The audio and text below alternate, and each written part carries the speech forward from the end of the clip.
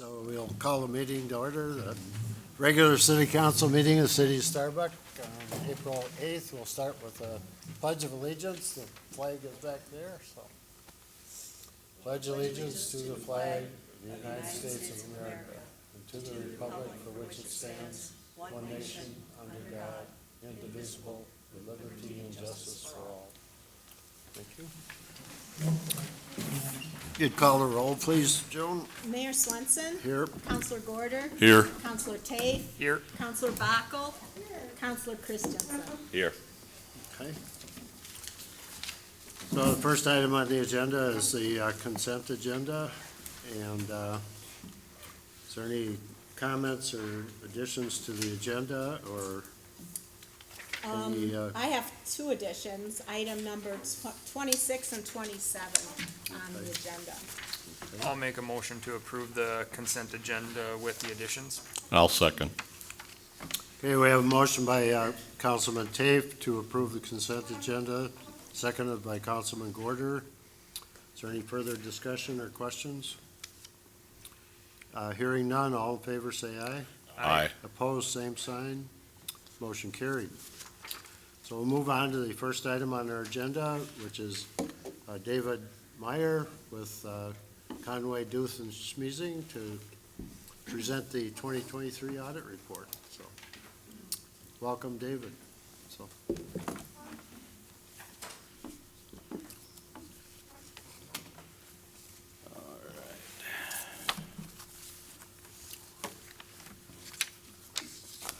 First of all, just a brief introduction. My name is David Meyer. I'm with Conway Duth and Schmiesing.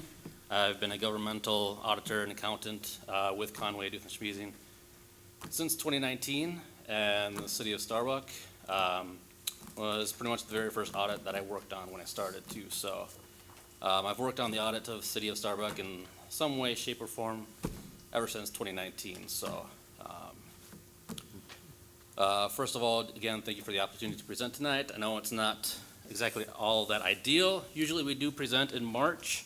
However, there was some delays this year with information from the Public Employees Retirement Association being delayed.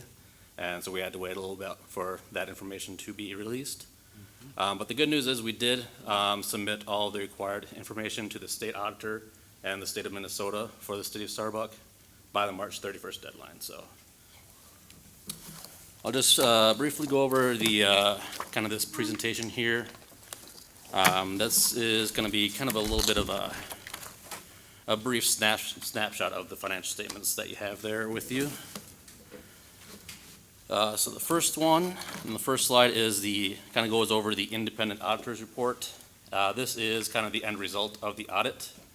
It kind of summarizes the expectations of both parties. On the city side, financial statements are the responsibility of the city, and then on the auditor side, we kind of express an opinion on the financial statements. And for 2023, our opinion is that the financial statements were presented fairly on the modified cash basis. The audit was we conducted the audit in accordance with generally accepted accounting principles and governmental accounting standards. And we conducted our audit in order to obtain reasonable assurance that the financial statements were free from material misstatement. Reasonable assurance, however, is not an absolute assurance. It's more so a high level of assurance. So there's also a chance that because it's not absolute, that there could be some misstatements that kind of slip through. However, again, our opinion was that the financial statements were presented fairly. The next few slides, kind of all these fun graphs we have here. These kind of go over a little bit of the general fund and the financial statements. If you want a little bit more information on the general fund, that is page 7 for the cash in the financial statements. For 2023, the general fund cash and investment balances increased about $233,000 from 2022.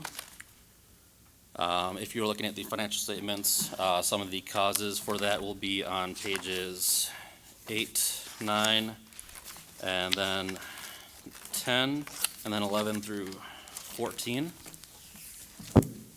And I'll kind of go over a little bit of those in detail a little bit later on. But the main reason for the increase in cash is that the increase in receipts for 2023 really outpaced the increase in disbursements. Next slide is kind of a general fund comparison. This is kind of comparing the total receipts and total disbursements for the general fund. As you can see, total receipts for 2023 were about 1.6 million. That was an increase from 2022 of about $181,000. A large reason for that increase is that property taxes, that money increased about $97,000, and there was a $28,000 increase in intergovernmental revenue, and about $10,000 increase in interest income. As for disbursements, that increased about $28,000 from 2022 to 2023. And a large reason for that is that increases in disbursements were really offset by decreases in the disbursements for the highway and streets and then the capital outlay. There was about a $63,000 decrease in highway and streets disbursements due to a little bit more repair and maintenance items in 2022, like street tarring, crack repair, things like that. And then, of course, there was also a decrease from 2022 to 2023 in capital outlay of about $38,000, largely due to some capital outlay that was purchased in 2022, like some equipment for the police department and then some fencing and electrical work for some of the parks. The state auditor has some fund balance recommendations. Their recommendations is about 35 to 50% of receipts for their fund balance. Currently, the cash fund balance for the general fund is about 123% of receipts. And then another recommendation is that your fund balance is about 5 months in disbursements. Currently, for 2023, the general fund cash fund balance is about 17 months. So your general fund, as of December 31st, 2023, is sitting pretty well there. You can use that for any kind of future budgetary decisions. I do want to point out a little bit that part of that fund balance for the general fund is $56,000 in assigned fund balance that the city kind of set aside for the lighthouse projects going forward. So that money, that $56,000, would be for that lighthouse. The rest, which is about $1.8 million, is kind of unrestricted and available for any use.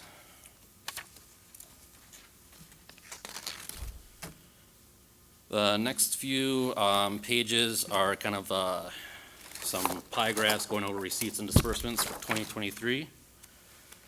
Some of these items I talked a little bit about, but as far as your receipts go, there is about 44.8% of your total receipts is your property taxes, and that's largely due to an increase in your levy and then also just some increased collections by the county that were passed through to the city in 2023. Intergovernmental revenue is kind of the next big slice of receipts, and that is about 37% of your total receipts for 23. That is, a large chunk is your public safety aid of about $60,000 that was received. And then there was also about $11,000 in the airport grant from the Minnesota Department of Transportation. And then, of course, another portion of the intergovernmental revenue was $43,000 in federal disaster aid that the city received from that storm that came through in 2022. All that money was kind of finally received in '23. Interest income is only about 1% of your total receipts.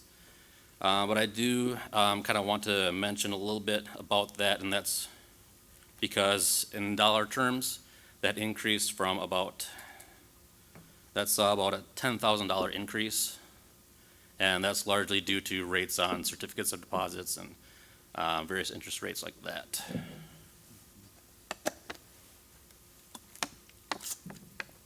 All right, and the next page is kind of the disbursements for the general fund. As you can see, the general government department consisted of about 32.63% of your disbursements. And that was largely due to the city using some ARPA funds for paving and patching of about $126,000. The large chunk of your disbursements came from the public safety department, and that's largely due to increases in salaries and benefits for the police department, along with some repairs and maintenance. I don't want to say that that was to be expected, but of course, in order to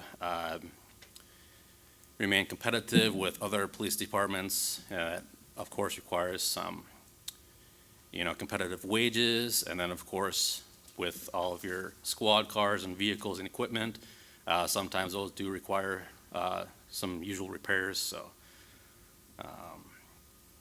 the next department to highlight is the Highway and Streets Department. That was about 12.7% of your total disbursements. And that was, again, also a decrease from 2022, largely due to a lot of projects in 2022 compared to 2023.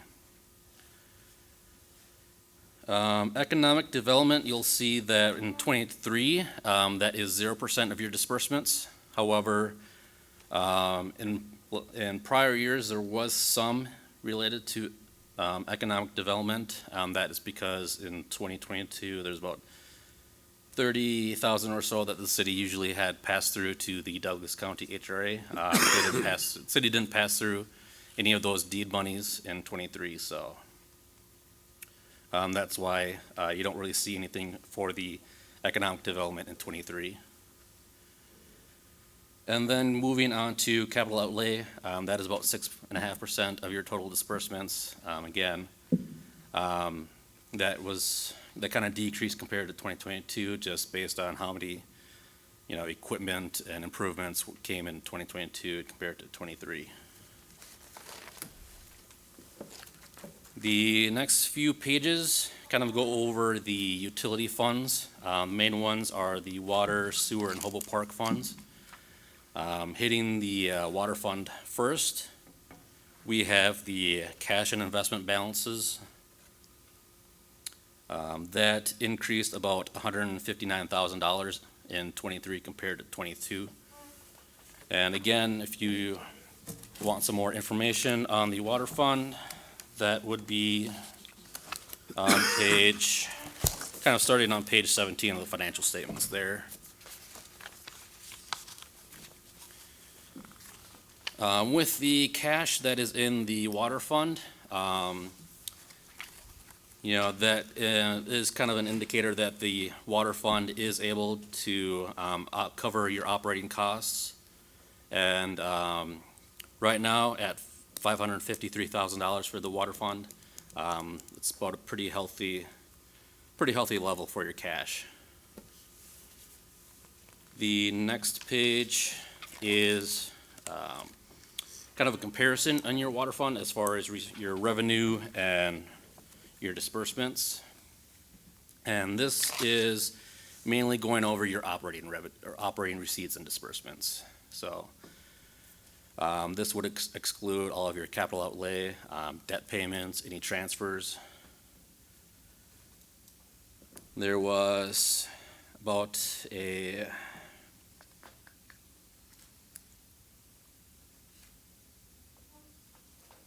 was a little bit of quite a bit of an increase in your operating receipts for the water fund. A large reason for that is that there was a non-operating receipt that was received in '23. That was related to the MnDOT reimbursement there. It was about $140,000 total. That was split 50-50 between the water and the sewer fund. So that increase in your non-operating receipts really helped bring up those receipts and your net income for your water fund.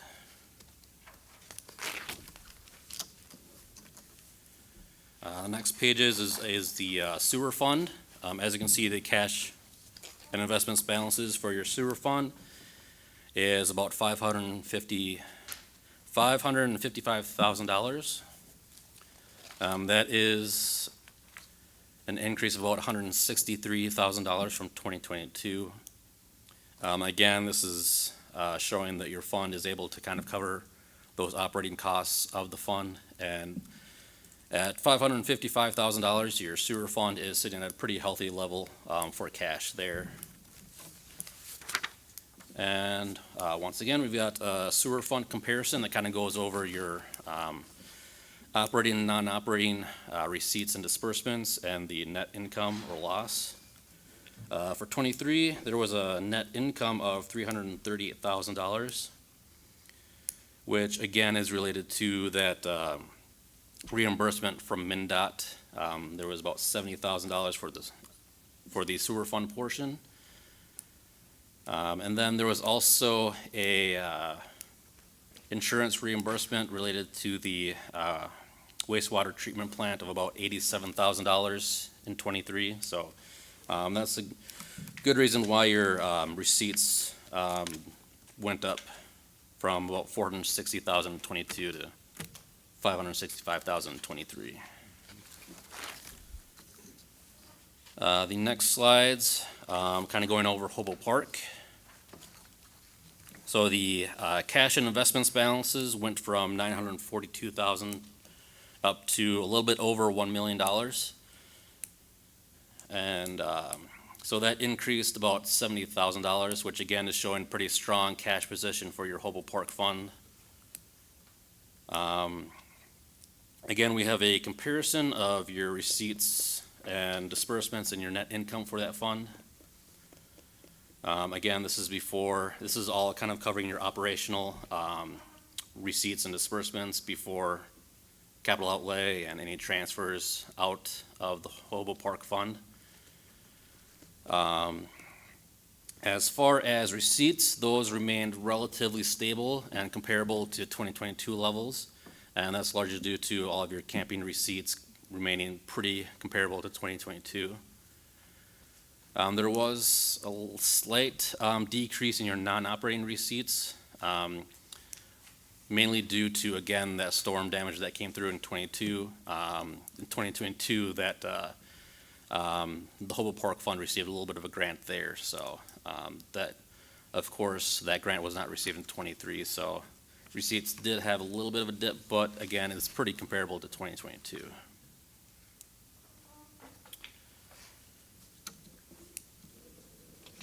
Let's see.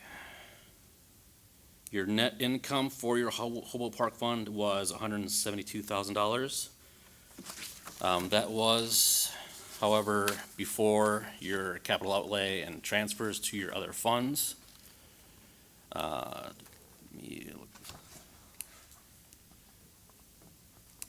Your capital outlay in the Hobo Park Fund was about $38,000. And the Hobo Park Fund transferred out about $63,000. So even though your net income was $172,000, there was about $100,000 or so that was either expensed in capital outlay or transferred out. But again, the Hobo Park sitting pretty well as far as the health of that fund and the cash position there. And then next page is the kind of a graph relating to the future debt service payments for your bonded debt. This is kind of going over the information for this was kind of prepared using some of these schedules that are in the back of the financial statements. So on page 46, it's a little bit of a kind of lays out all your future debt payments for all the different general obligation bonds, certificates, all of your various debt related to the city. As far as the bonded debt,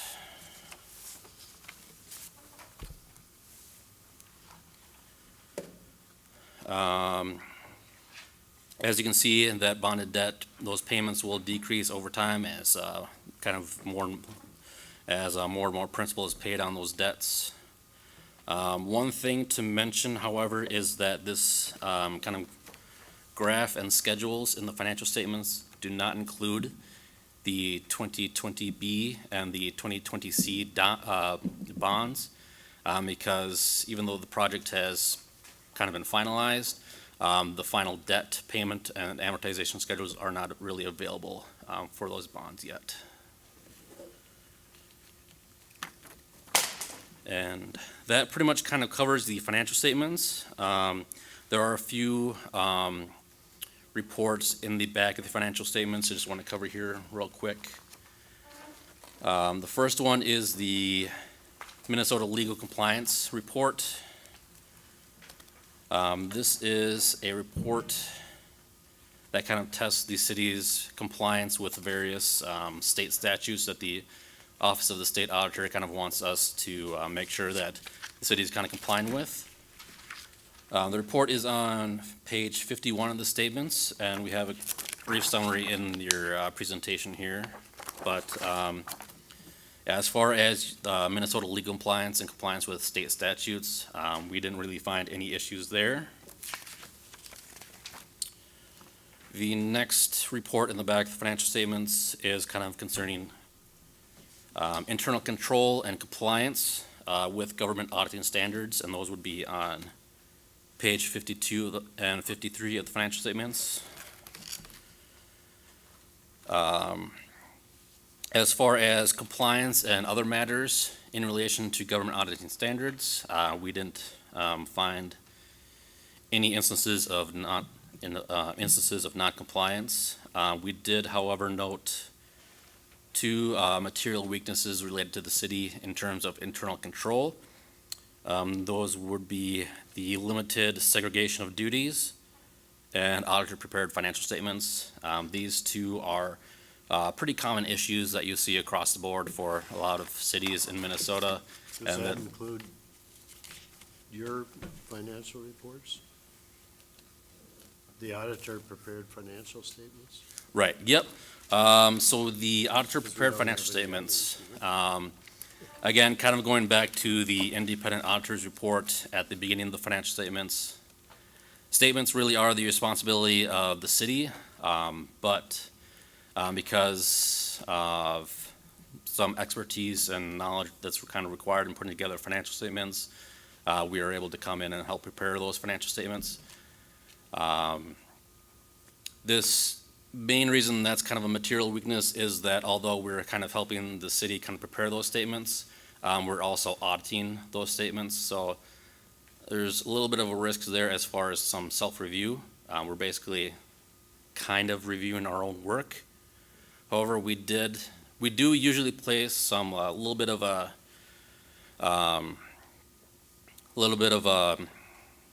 checks and balances, so to speak, in terms of audit-prepared financial statements.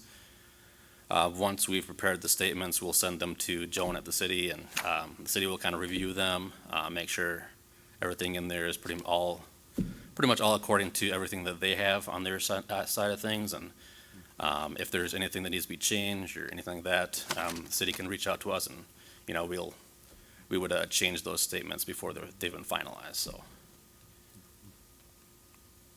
But the other material weakness is just limited segregation of duties, and that's mainly due to just That's one that you'll see in regards to a lot of cities out there, just related to the limited number of personnel that are kind of involved in procedures. If you have one person who is in charge of the checkbook, who also does the bank reconciliation, who also enters that information into the accounting records, you can kind of see where a lot of that possibility for theft might occur. So there are ways to mitigate some of the risk related to limited segregation of duties.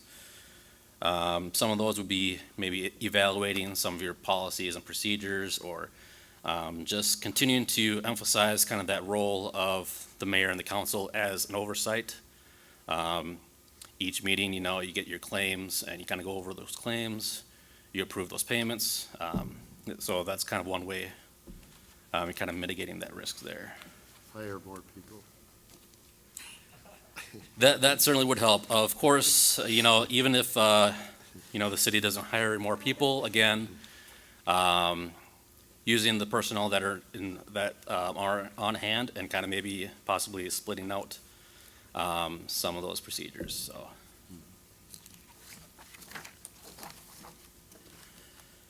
This last page here is just kind of going over the management letter. That would be kind of that smaller, thinner report that was provided. Kind of looks like this. It says, management letter right there on the cover there. But professional standards do kind of require that we as auditors do communicate certain things with management at the city. Some things that are required are the accounting practices and the estimates that are that management comes up with. The first thing that I kind of want to note as far as management's accounting policies is that in 2023, the city did adopt a new statement that was issued by the Governmental Accounting and Standards Board. That would be statement number 96. And all that statement really does is say that if there's any kind of software that's the city uses, that there might be, has to be kind of evaluated in terms of if it's a long-term subscription, then you would have to kind of record kind of an asset and liability kind of corresponds with that. However, the city didn't really have any long-term subscriptions like that. So other items that we are required to communicate would be if there's any difficulties that are encountered or any disagreements with management. Thankfully this year, there were no difficulties or disagreements that we had with the city. Other items would be if there's any corrected or uncorrected misstatements.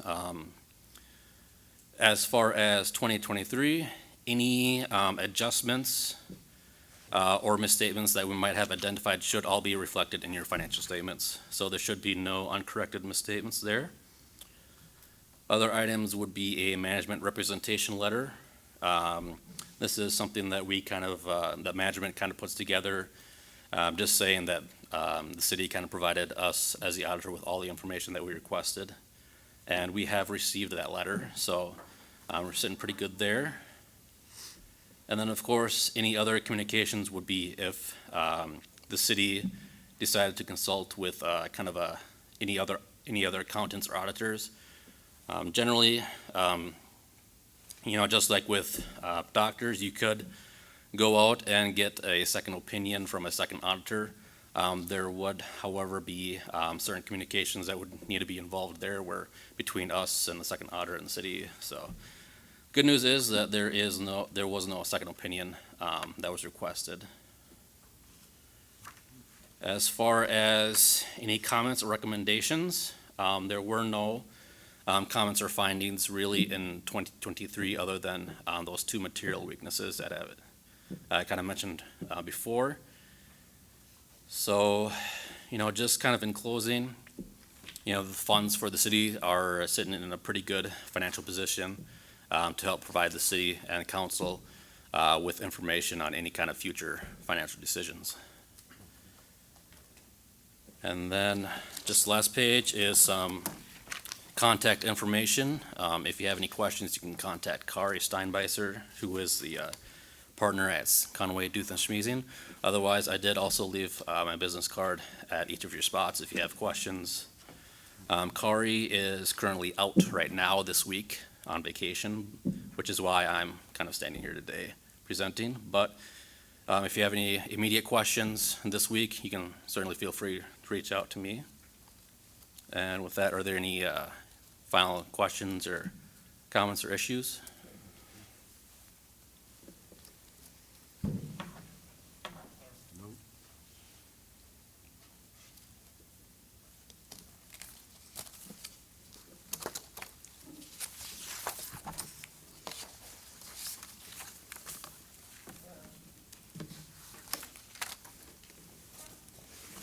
Anything from anybody?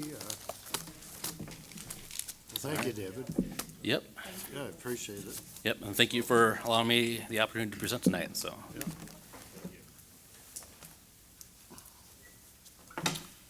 We'll move on to the next item on our agenda is we have Matt Swanson here from Tigris, who does treatments of invasive species. And I just want to let the council know that in 2021, we treated the marina with Q-Trine Plus for starry stonewort. And just want Matt to give us his experience and opinion on the use of the different chemicals and so Yeah, forth. for So, sure. My name is Matt Swanson. Like you said, I'm with Tigris Aquatic Services. I've been in the aquatics industry officially since 2013. I worked with Clark Aquatic Services for a while there. That's when I did the treatment in the marina when we were Clark. Clark was then sold to Solitude Lake Management, and then I spent a short time there, and now I'm working with Tigris Aquatic Services. We're located in St. Cloud. Just a background about me. My dad worked for the DNR for 40 plus years. That's where I got a lot of my education, was from my dad. I was an intern for the DNR, and I also did private lake surveying for a number of years. So I guess just kind of starting out with, if you'd like me to talk about Q-Train a little bit, and just how that's used. It's used in management of starry stonewort. It's like a plant, but it's actually an algae. That's why we're using Q-Train Plus. It's an algicide. It's a chelated copper product. It's works pretty well for starry stonewort. Just another background, starry stonewort is very hard to control. The problem is it's because it's a single-celled algae, you have to hit every little piece of starry stonewort to get control of it. I've used Q-Train Plus and other chelated coppers for many years. Never had any issues with them. Some people, everybody knows we're putting out copper sulfate because it kind of turns the water a bright blue, and it does a really nice job with any type of algae. Going on to milfoil, kind of the new thing on the market is Procelicor. We used it with the Lake Association last year with great results. It's been around since about 2018. For many, many years, it was 2,4-D is what you're going to use. That was the only thing that really worked to get longevity, longer control with Eurasian water milfoil. CPRO is a manufacturer. They brought Procelicor onto the market in about 2018. I used it a few times in 2019, and then I've used it a lot since then. It is a very nice product for Eurasian water milfoil control. Just because for one reason, it's a reduced risk pesticide, so it's a reduced risk for me as an applicator as well as the environment, everything else. It works a lot better, I will say. When we're talking 2,4-D, you're talking about how many gallons you apply. With Procelicor, you're talking how many ounces you apply. It's a very low rate product for applying and it does a very nice job. I've done about 20 to 25 projects in Minnesota, in Wisconsin, probably about the same, and never had an issue with it, working on sites that are as big as 100 acres all the way down to less than a tenth of an acre. It works really well, has good reactive time, you see results a lot quicker, and then in most cases, other than a couple, I haven't seen it come back ever, basically in those sites that we've treated, in Minnesota especially. So I guess I'll just open it up to questions if anybody else has anything they'd like to ask me, I guess. Well, I think you're probably aware of the lawsuit that we Yes. had, and some of the council, I think, is concerned about any future lawsuit. And, Right, You know, and I think in 2019, when the problem developed, I think we had an application of copper sulfate, which is different than Q-Treme Plus, right? essentially, there's chelated copper and then just regular copper sulfate, both work on starry stonewort. The chelated, the Q-Train Plus works a little better. It's an encapsulated formula, so basically it's protected from anything, the alkalinity of the water and such, that it helps attack what you're going after a lot better. Where copper sulfate, if the conditions aren't right in the water, it can just dissipate and not really work. Have you had any experience with anybody else having any I have not corrosion on had pontoons an or issue anything? before in my 12 years. I've heard of very, very few. The only one I ever heard of was in Indiana about when I started at Clark, and I don't know really what went on there. It was just in the industry, we heard about it. I've done many treatments around docks and lifts. We do a lot of what we call APM, it's aquatic plant management permits for regular homeowners. We can spray around their dock to take care of the weeds and algae, and in almost every instance I have used a form of chelated copper. There's a number of products that just trade names, but they're all basically the same, and I've never had an issue before. So it's kind of new to me, hearing that, issues came about. And was Priscillacor, that lasts for at least, your experience has been lasts for at least 3 years? or- It's, that's one thing CPRO does do with Priscillacor.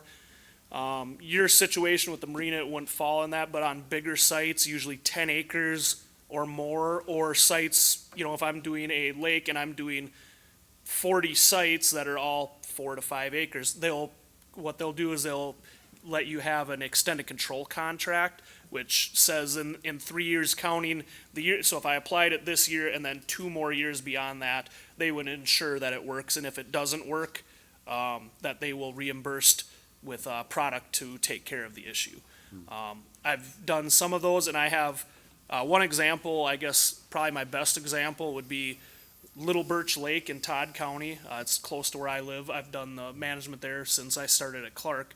We used 2,4-D for many years, and it worked just fine. We reduced the populations, and then it got to very, very small populations below a tenth of an acre, and we used Priscillacor in 2020, and I haven't seen it come back in those areas since then. So it works really well in small areas where 2,4-D, the problem with 2,4-D is you need long exposure time to the herbicide, 24 plus hours of contact time with the plant to really get control, where Priscillacor, it happens within minutes. It's intake that herbicide and it's doing its job.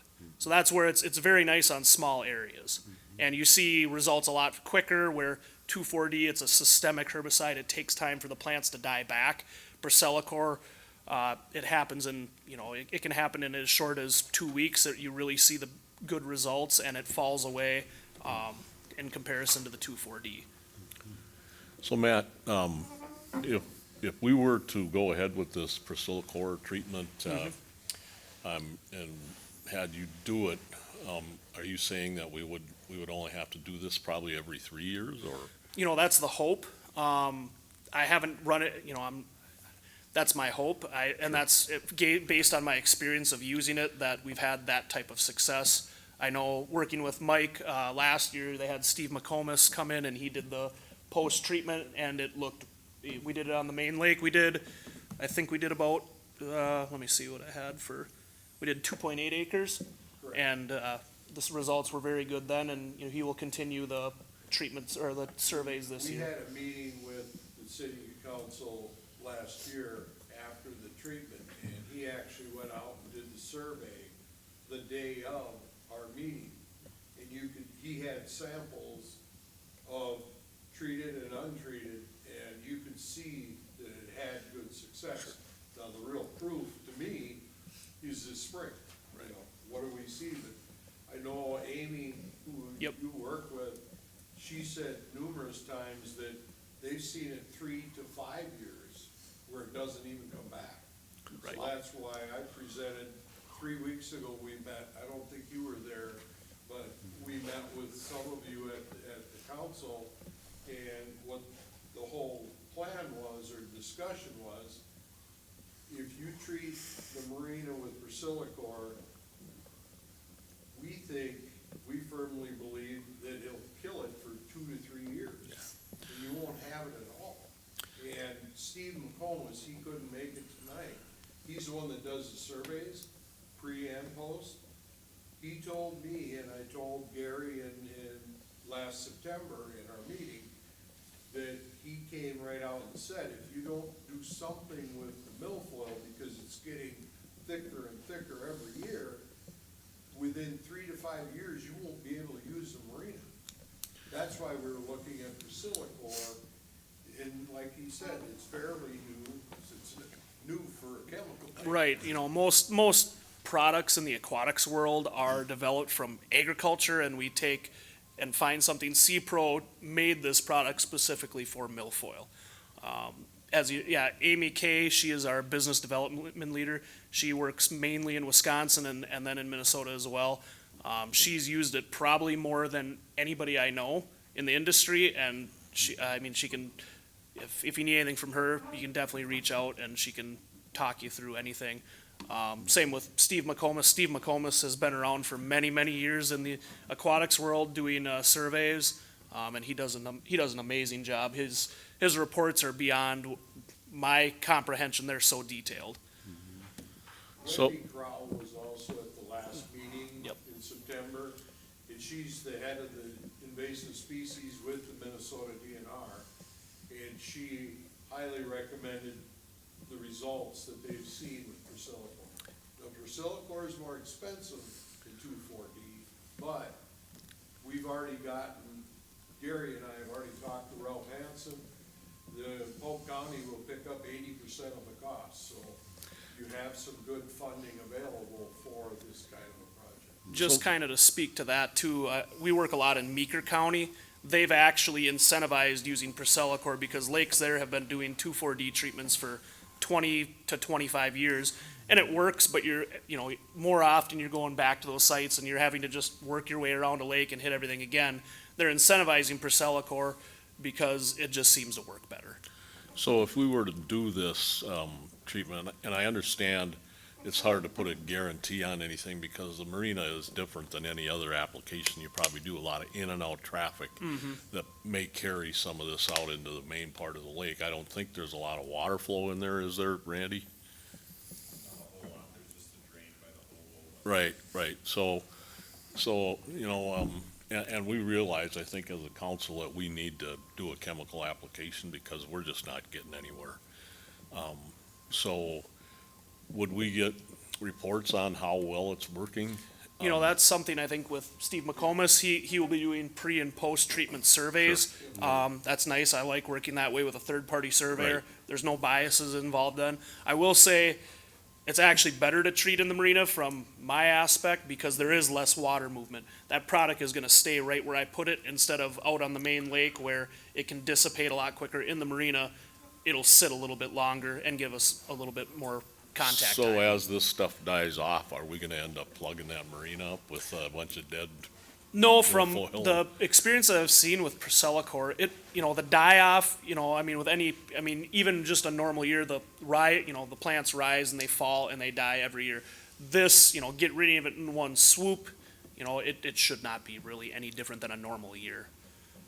I talked to Amy about Priscillacor specifically because the other question that came up in our meeting 3 weeks ago was, can you do both treatments for, if you decided to do Starry Stonewort and Priscillacor at the same time? And she said, that wouldn't be an issue. Wow. That they've done it before, and you could do both at the same time in one treatment. So We- I think we would need to do that because Yeah. both species are there. Yes, And yep. they're- And that's easy for me. Our boats we use, we subsurface inject it underneath the surface of water. We don't spray it on the surface, and then it's set up so it dissipates out away from the boat. And I can run multiple products at the same time at different rates out of our control system. So if we were to do this, which I'm leaning pretty much towards something like this with you, Matt, how long would what we would probably do, I think, Gary, is probably notify all the boat owners in the marina. And how long would we want to keep them out of the marina? You know, really, the Priscillacor should not be an issue. That's gonna work a lot faster, with the chelated copper product. You know, I can ask some people and see what else they think, some more smart people in the industry, like, how long should they stay out? I would say a day, you know, Yeah. that's, Well, because of the problem we had in the Right, past. yes. We want to do everything we can to make and sure with that, that, on that note, you know, as far as, I'll probably be the one, myself or Bryce McGowan, he's, my other guy that I work with, you know, I can give at least a week's notice or more. I can even shoot it out further, like, hey, we're kind of targeting this week, and then as soon as we get within a week, then I can give you more of a hard date. What is their lease, 2 weeks? Yeah, there's no way everyone will take their boat out. No, is there 2-week notice? I According think it to the says lease. that, I'd have to reread it. Yeah. It's, We if probably, I remember right, your contract that you have with the people in the marina, because I know several of them, we should give them 2-week notice, I believe. Right. 2 weeks. right, So we would coordinate Yeah, with you. and, you know, it's all based on So Steve you can McComas's. Notify them, and Yeah. we'll give 2-week notice, we're gonna do it here. I know for a fact, none of the boats, the only thing that had an issue was the pontoons. And it was the newer pontoons, not the older ones. You're talking about a small percentage of the people using the marina that may be concerned. But Yeah. you guys applied copper sulfate, unknown, back when the problem was. We applied chelated copper sulfate, and there's a huge difference between the two. yeah. And that's why chelated copper costs a lot more, because it's non-corrosive versus copper sulfate is highly corrosive. That's a well-known fact, so that's. I was just gonna mention too, I think in some of our past surveys that they said the level, when you use Q-Treme Plus, the level didn't go down to the pre-application for about 3 days, wasn't it? Right, Yep. yeah, Yeah, that's something they, that sounds about right. The pre-survey is done within a week normally of when they're gonna do the treatment, or 2 weeks in this case. We'd have Steve come out when we're doing our survey on the lake. That'll eliminate the mobilization costs to the city. The MLA is paying for that, and as well, their mobilization to come out and do the treatment. But the plan is what we've talked about, what I talked about with them, and I mentioned it 3 weeks ago, is that we would have him come out, do the we'd schedule 2 weeks from then, based on what he found, and then they do the treatment in that after 2 weeks. At that point, it's like 2 to 3 weeks after that is when Steve comes out and does the post-survey to see what kind of results you can receive from the chemical. well, I think you've answered all my questions, Matt. I think, in my opinion, this is what we have to do. We've tried the hand pulling and we're probably just making more of a mess with that, stirring up the stuff. I was a custom applicator for 7 years. I know what the chemicals do and how they work and that kind of thing. I guess, is there some grant money out there for this too? There is. Okay. And if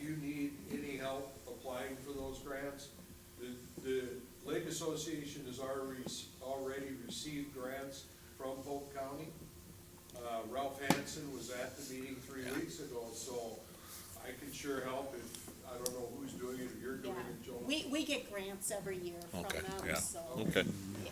well, thank It's you. just a report. Yep. Joan knows what to do. Yep. She knows what, she has any Right. questions. And I guess I'd just like to comment too, that the hand pulling is very, very expensive.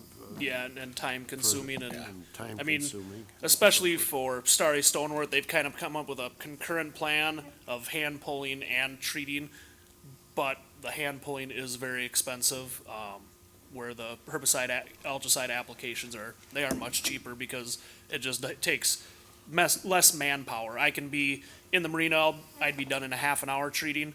Hand pulling, they'll be there for a couple days.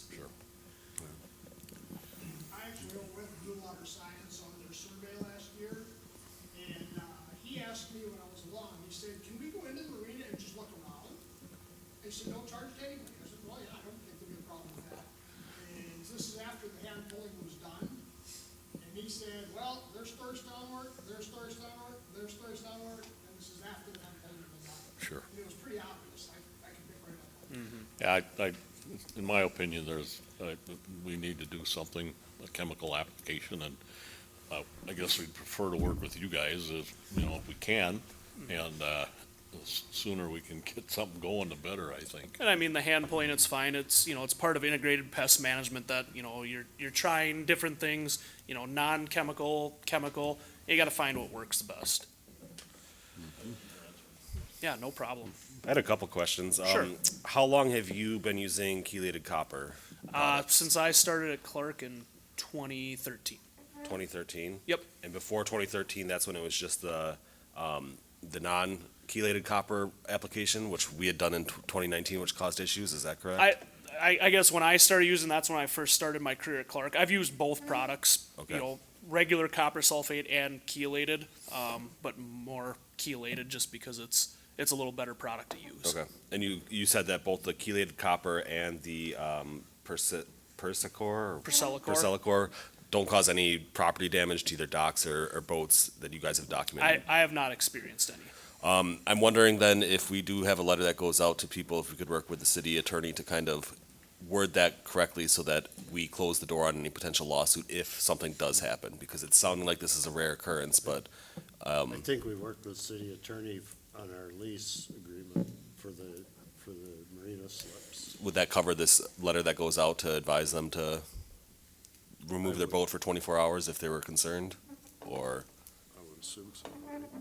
I would just think maybe we would double check on that just because I'd like to cover the base on that aspect, so. Yeah, and I can talk to some other people in the industry on what they would see fit for, moving it out of the marina. Yep. I can ask some questions to a few people. Yep, and I think like Gary had said too, a 2-week notice would be, Right. kind of what we would request then for that, so. Yeah, going kind of back to that, Steve will come out and do the survey, and then we'll have to wait for Mark Ranweiler with DNR to issue the permit. Do we have cost estimates on what the total cost would be? Have we gotten that yet? I've got, Amy gave me some rough stuff just to, kind of relay to you, if I can pull it up here in a second. For the marina, For the marina. okay. So she had estimated in there as 2.7 acres at a 4.5 foot average depth. So for the Persilicor would be $3,600 roughly. For the Q-Train Plus, the copper treatment, would be roughly $1,900. And that would not have any of our mobilization costs as the association is covering that. Yeah, We And- also, I gave Gary a quote from Steve McComas of $970. okay, That's to do both the pre and post Yep. with all the surveys. okay. So we're looking at some over $5,000, maybe $6,000. And just the way we set up we lay everything out, we're very transparent, in comparison to some other companies, they may just give you a per acre price. Whereas we'll give you, here's what it costs us to apply it, here's what the chemical costs, and then it's all lumped in together.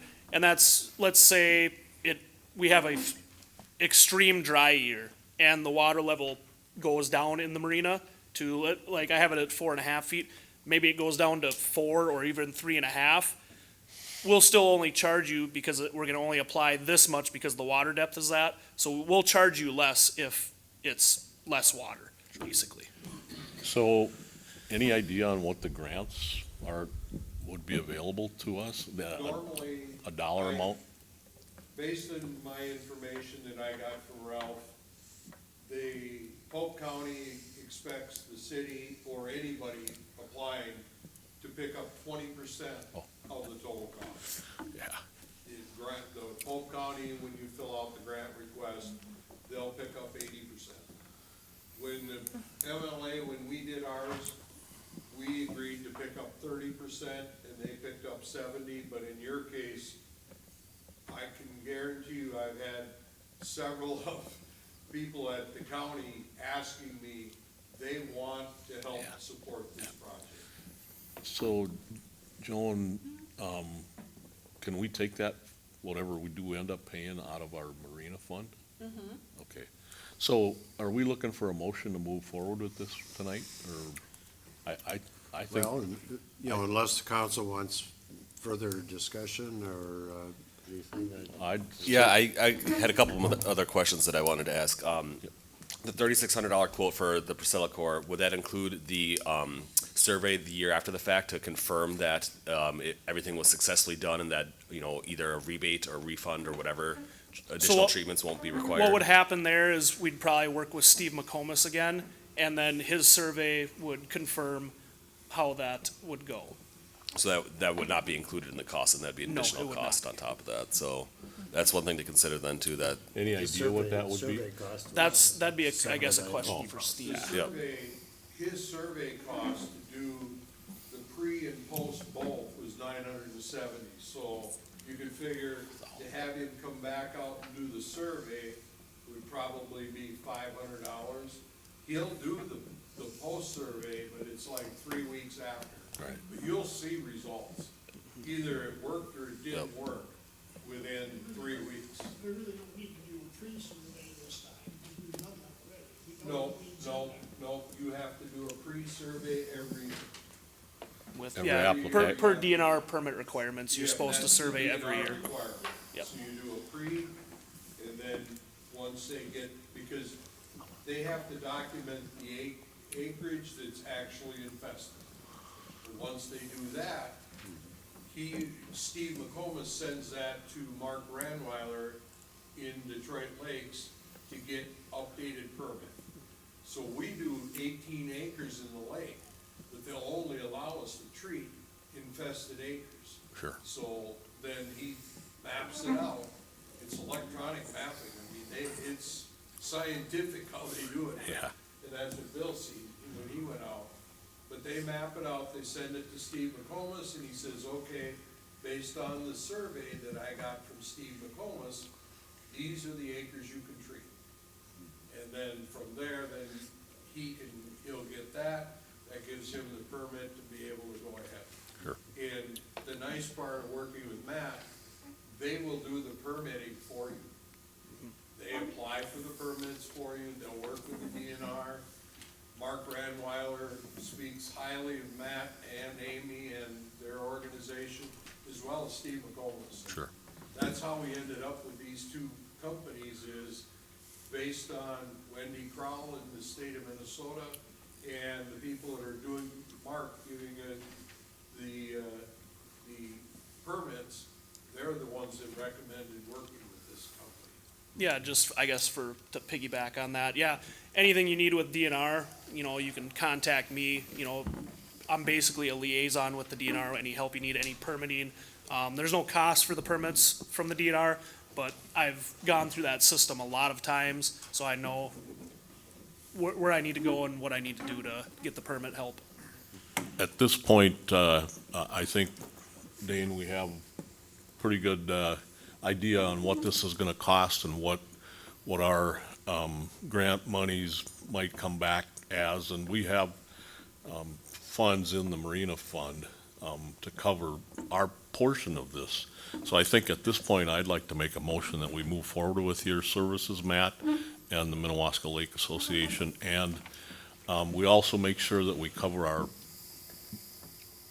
rear ends with a letter going out to the people that have boats in the slips in the marina, just to make sure that we dot all the i's and cross the t's, so we don't have any problems moving forward.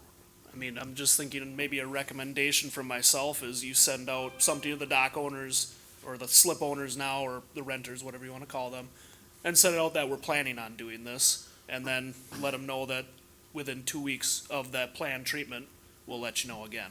Yep, I'll make that motion as I presented it. I'll second your motion.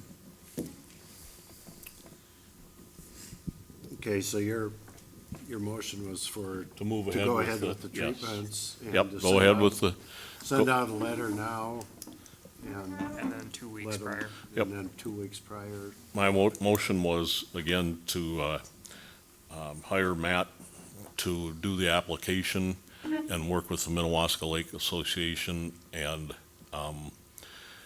whoever the other guy is that does the pre and the post surveys and whatever. We have a good idea on what the costs are, and we will send out a letter to our slip owners, and that's as the motion stands.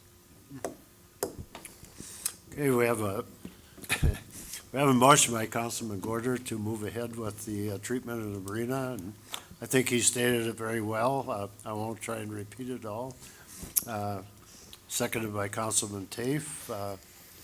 Is there any further questions in the council or anything? Just one question. I know Lakes Association is here. Is there any other organization that we would need to get input from before we move forward with this, that we would possibly step on their toes? You know, I know that there's several different organizations throughout the state that had presented to us, and just wanted to make sure that we weren't doing anything without indirect approval from everyone else. No, more I of a- don't think there's no one else that we need any approval from, DNR. The DNR, and that's. DNR, but he's gonna, you know, he'll get the permit from them. Yep. and so And that's why the DNR won't allow them to do the survey. They require a separate entity. Right. Which is Steve McComas, Blue Water Science. Yep. Is who it is for record purposes.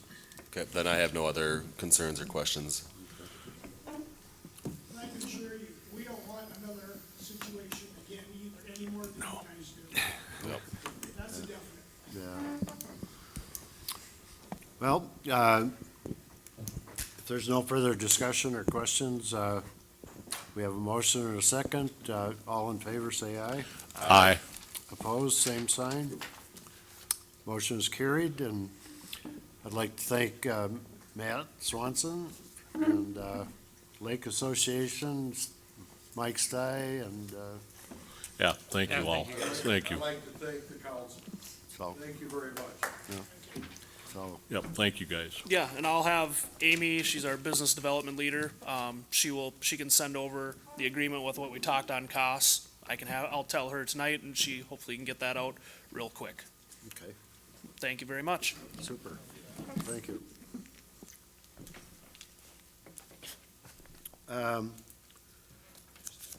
So next on the agenda is Nick Coos from Widseth.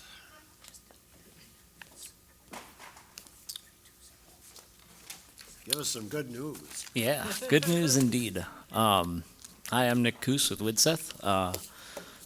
Just catching you up on the 2020 project, where we're at with that. Larry completed his review, and he had a couple of changes that I need to, not changes, but he wanted me to back check a couple of items. And then that's pretty much good to go. So the only question is how you want to go through the numbers, if you want to do it as a work session, or if you just want to set up a meeting for Randy and Gary and Joan, or however you guys want to do it, to go through the numbers before the next council meeting, or we can Well, do it at the ask council meeting too. if, they want to be involved in the discussion before we have a I have no problem, assessment. coming into a meeting for that. Yeah, I would show up too, if I can. What's that? I would show up to, Okay. like, So should we have a work session or? Yeah, I think that would be good. I think that's a good idea. Okay. So Joan will Any day send that, out a Well, wait, email. let me and- ask Nick about, do you have a day that would work for you, Nick, for a Um, work session? pretty much any day will work, with the exception of like towards the end of the month, I have a couple of Okay, things scheduled, but usually I'm pretty flexible. What about time of day? We usually try to do around noon for our work sessions, is that? Yeah, that would work just fine. Okay. Yep, okay. yep. And then and Larry will be there too, so we'll have to coordinate with him as well. Do you Um, want to check with Larry and get back to me, or you want us to just try to schedule something? We can probably try and schedule something and then verify that he can make that time work.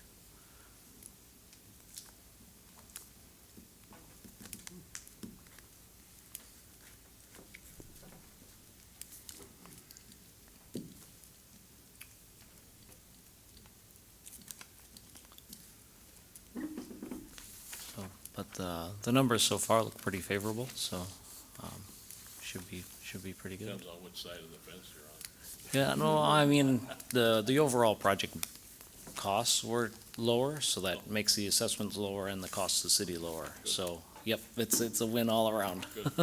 Yeah, Happy to hear that. Yep. Thank you, Nick. yep, thank you. Yep, thank you. Okay, I guess I'm next on the agenda, and I just wanted to mention that I'm working with the MnDOT traffic engineer and Pope County engineers on speed limits and crosswalks and so forth down by the beach and some of the signage and speed limits going west on 28. I think I have a meeting with Tracy Kordowski on April 24th, I believe, and so other than that, the lighthouse update, we have some estimates for costs, and I think our last meeting, we got an updated bid from Ferguson for about 4,000 less, so that was, I think 20,000, right, Randy? 20,000 something? yep, instead of 24. Yeah, 20,000. We have David Dodds that gave us an estimate of, a high estimate of probably 5,000 for the concrete. He's willing to donate his labor to do the concrete base and so forth. And the Harold Myers family has come forward and give us a bid of about 18,000 for construction materials, and they'll also build it and haul it in and put it up for us. So I think I mentioned before, we have some materials and some pavers left over from the 2020 road project that we can do the path with, and so we're well within budget. We're just waiting for Pope County Land Resource Management and DNR to give us the go-ahead, and we expect that shortly, so. And, When would the groundbreaking be then for, what's that? when would the groundbreaking be, or the official project start date then? Is that as soon as they get the, Well, it was back gonna to be us? last week, but Okay. we're waiting on the DNR and Polk County Land Resource Management now, so. okay. Otherwise, we would have been started on it already. But if things go well, the lighthouse will be complete by the end of the year type thing? Is that our current goal? Hopefully, yeah. Okay. So. Yeah, so, next item on the agenda is the police report from Chief Mitch Johnson, so. Okay, Highlights for March, again, we had 175 calls for service. Back in February, we had 190, so we're down a little bit from that. But we still been staying quite busy with domestics and all that. I don't know if there's any questions on any of the calls for service that are in there right now. I can adjust those if anybody's got any questions. Nothing? Okay. Other than that, I really don't have much besides just letting you know we have next week I'll be at the Chiefs Conference. So we do have the Awards Banquet coming up next Wednesday. Again, I think to send some invitations out. If you guys are planning on attending, let me know as soon as possible. If not, that's not a big deal. I just know they gotta know because they gotta set up tables and get numbers in right away so they can reserve spots, so. How long does that chief conference last? It goes Monday through, Thursday. Monday? Yep, so, that's in St. Cloud, so. But, yeah, other than that, we got the new squads in, just getting the graphics on it here now. It's up in Alec and Tint, so I don't know what it'll be outfitted yet. There's still a waiting line for that, but at least we're making progress and we have a squad, and knock on wood, the other squads have been running well, so hopefully it stays that way. But other than that, that's all I got, unless you guys have any questions for me, so. Okay. Thank you. Thanks. Thank you very much. Next item on the agenda is Randy Peterson, our water and sewer superintendent.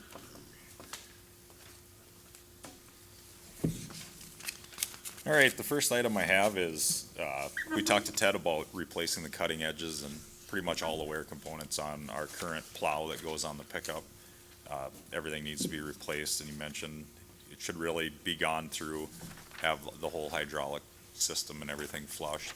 The estimate on that was about $1,650, but he did offer to trade it in for a new one, which I think would be a great idea.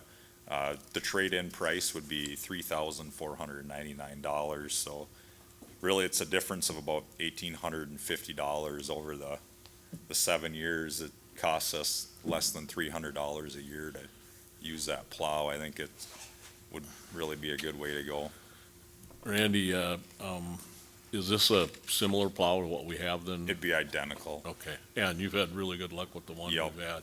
And Ted's fantastic. If you need parts in the middle of the night or whatever, I mean, he gets them for you and gets you going again. You can't be without it. Well, I know how much you guys use that plow now, especially with that sander on there. I Yeah. mean, it's quite a rig, and I think for the difference, we're throwing some money at a plow that's had some pretty good use. I would suggest that we go ahead with the new plow, and I'll make that a motion. And I agree, and I'll second that. So we have a motion by Councilman Gorder to proceed with the purchase of a new plow, which is about, was it 9,000? They're around 10,000 for a new plow. Almost so. 10,000 for a new plow, and we're getting 60, close to 7,000 for a trade-in, or whatever. Yeah, I can. So, but I mean, the trade-in. Yeah, $6,360 is what we got on trade. It was, Yeah. the new one was $9,859. Right. So the trade-in price was $3,499. So anyway, we have a motion by Councilman Gorder to move ahead with the purchase of a new plow, and seconded by Councilman Tafe. Any discussion or questions?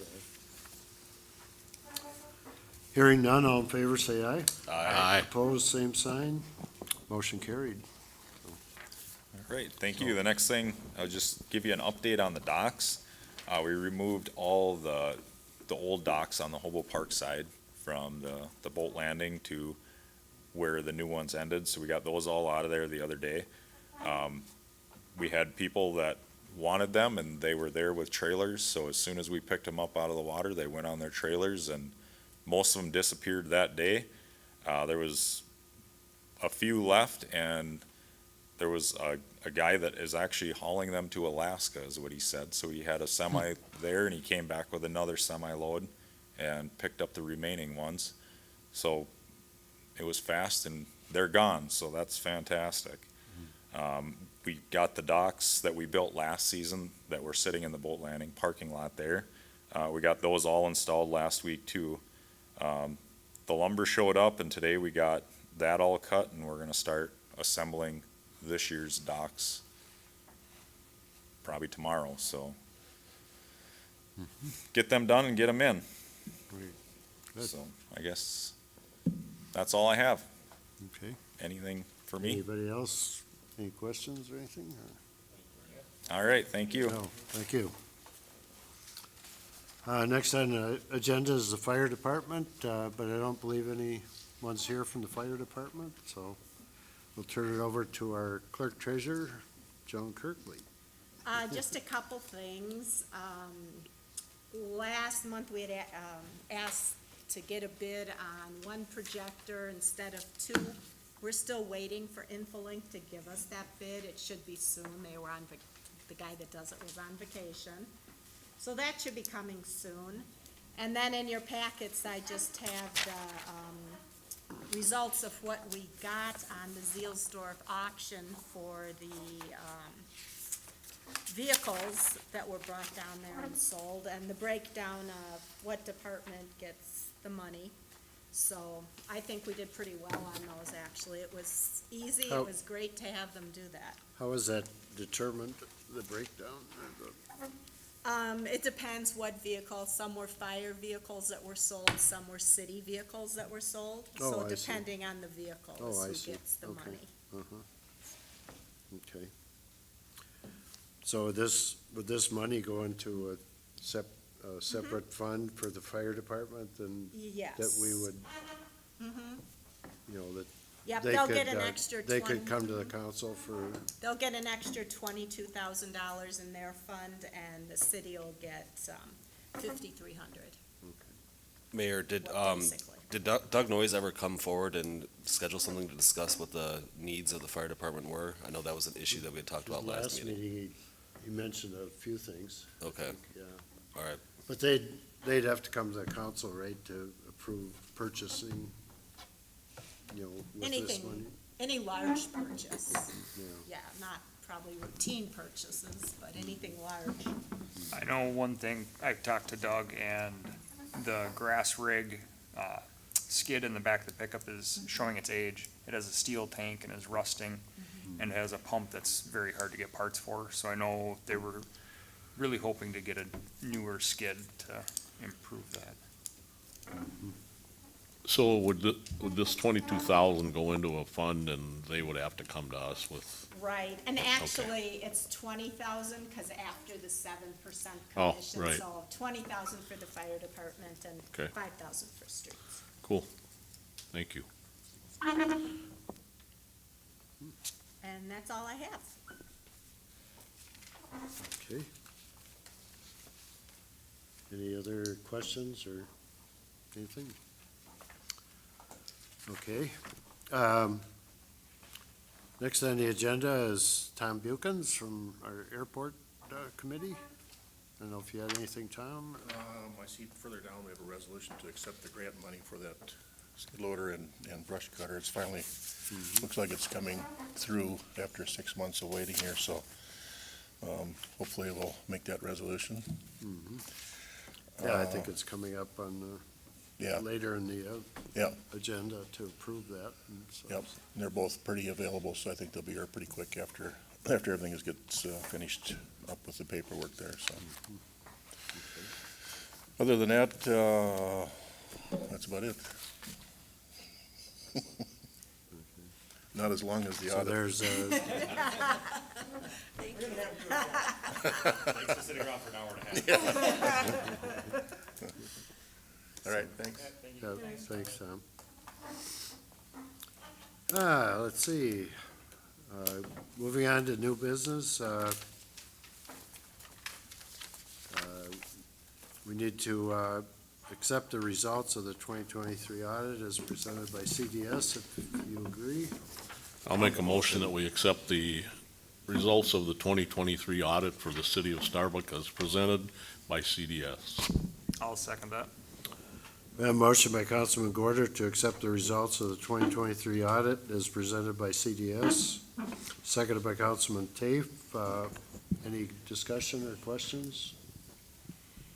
Hearing none, all in favor, say aye. Aye. Opposed, same sign. Motion carried. Next item on the agenda is Resolution 2024-09. Approve a donation from Beachside RV Park towards the Starbuck Multi-Use Path of $5,000. I'll entertain a motion to accept that. Is this over and above what he owes us for the, No, What- it's part of what is What's his balance after? 10,000. Balance after this? Okay. so this is basically is a payment on his agreement? Yes. Yes. I make a motion that we approve resolution number 2024-09, approve donation from Beachside RV Park towards the Starbuck Multi-Use Path.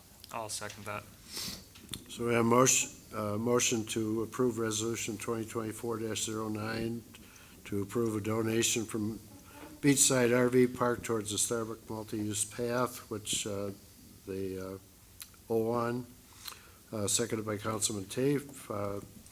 Any further discussion or questions?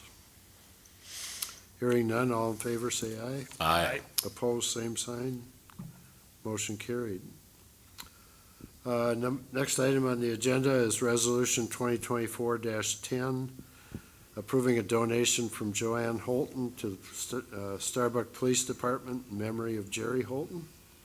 I'll make a motion to approve resolution 2024-10. Do I have a second? I'll second that motion and give my thanks to the Holton family.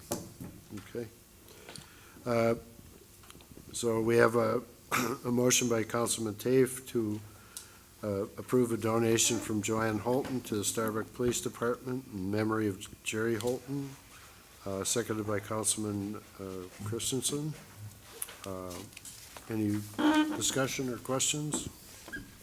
Hearing none, all in favor say aye. Aye. Opposed, same sign. Motion carried. Next item on the agenda is to approve Steve Nokomis, which we discussed about the surveys in the marina. I'll make a motion, we approve the cost of $780 to Steve McComas to do a pre and post survey of the Starbuck Marina for invasive species. I'll second that. Okay, so we have a motion by Councilman Gorder to approve the Steve Nokomis do a pre and Blue Water Science do a pre and post survey of Starbuck Marina for invasive species at a cost of $780, seconded by Councilman Tafe. Any questions or discussion? Hearing none, all in favor say aye. Aye. Opposed, same sign. Motion carried.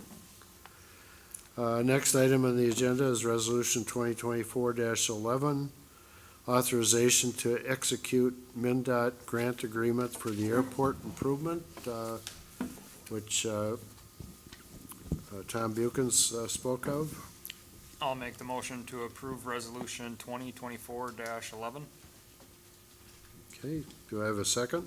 I'm gonna second that. Okay. So I have a motion by Councilman Tafe to approve Resolution 2024-11, authorization to execute the MnDOT grant agreement for airport improvement, seconded by Councilwoman Balko. Any further discussion or comments? Hearing none, all in favor say aye. Aye. Opposed, same sign. Motion carried.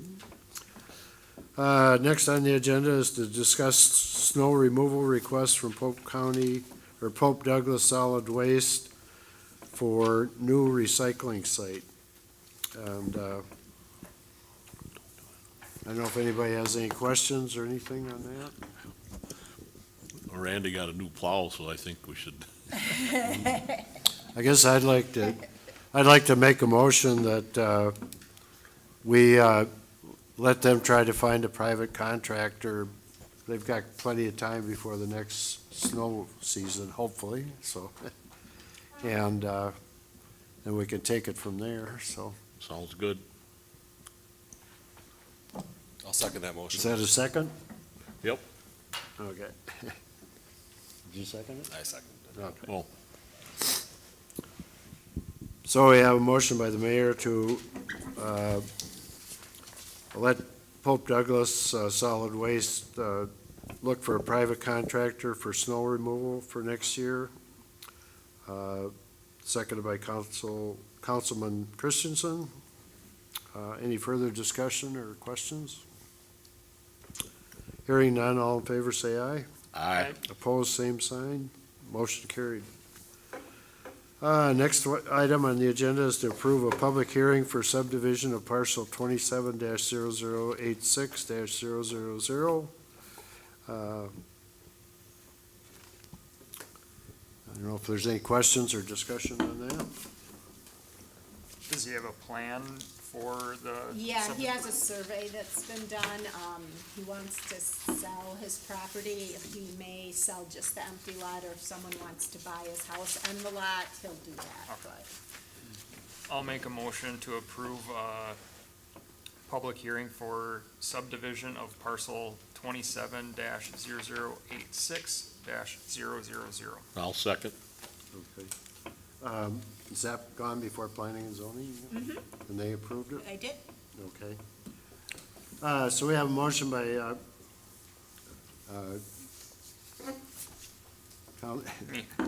have a motion by Councilman Tafe to approve a public hearing for subdivision of parcel 27-006-000.